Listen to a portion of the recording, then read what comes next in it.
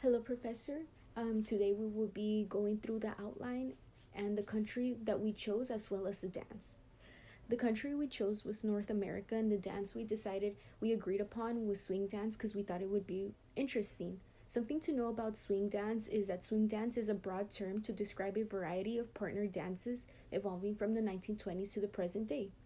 Swing dancing consists of having a partner and its very fast movements as well as spins and turns.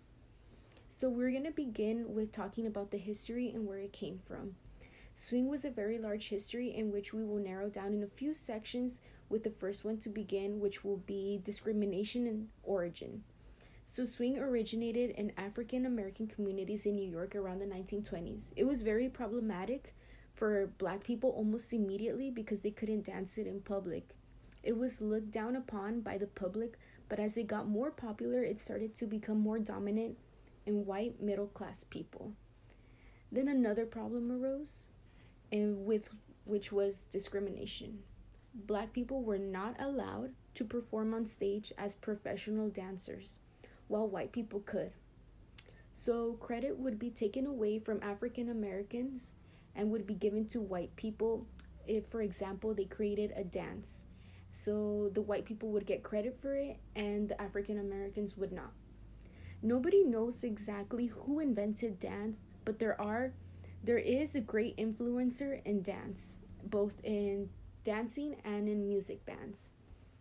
So we're going to move on to the creator and the influencers of swing dance. One great influencer in swing dancing was Dean Collins, who arrived in Los Angeles area around 1937. He was influential in developing the style of swing dance on the West Coast. We're going to move on to the music now. So for the music, there was nightly dancing which attracted most of the best dancers in the New York area. Stimulated by the presence of great dancers and the best Black bands music at the time. Some of the greatest jazz bands in the time were the High Lows, the Blackburn Twins, and Tommy Dorsey and his orchestra. With that being said, we're going to move on to the clothing and the shoes. So for the clothing, they had very distinct clothing so they would be able to distinguish themselves from other people.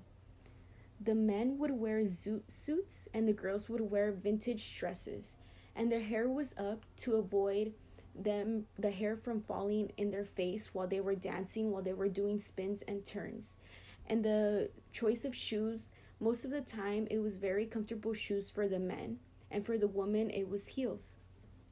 So with that being said, we're going to move on to the Great Depression. The Great Depression happened, and after the Great Depression happened, swing dancing helped most people overcome the Great Depression.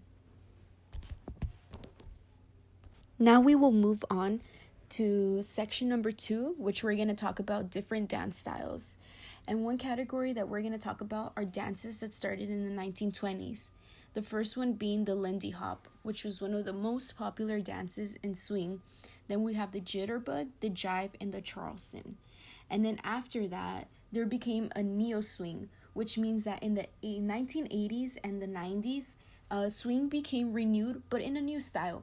It became renewed in a new style, which means that it came revived again. It was revived.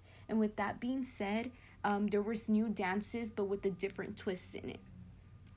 Now we're going to move on to the third section, which was the impact on our community, which is something we're going to talk about.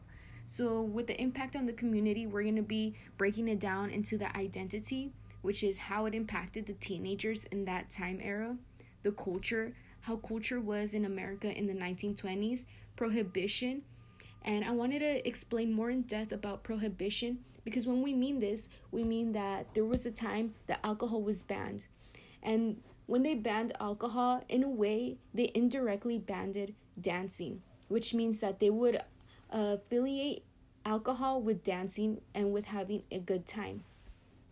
Now we're going to move on to the last section, which is present day. We're going to be talking about present day today and how swing is in present day. So swing in present day today, we have the Dapper Day at Disneyland, swing conventions in New York, and swing dance clubs in all of the United States.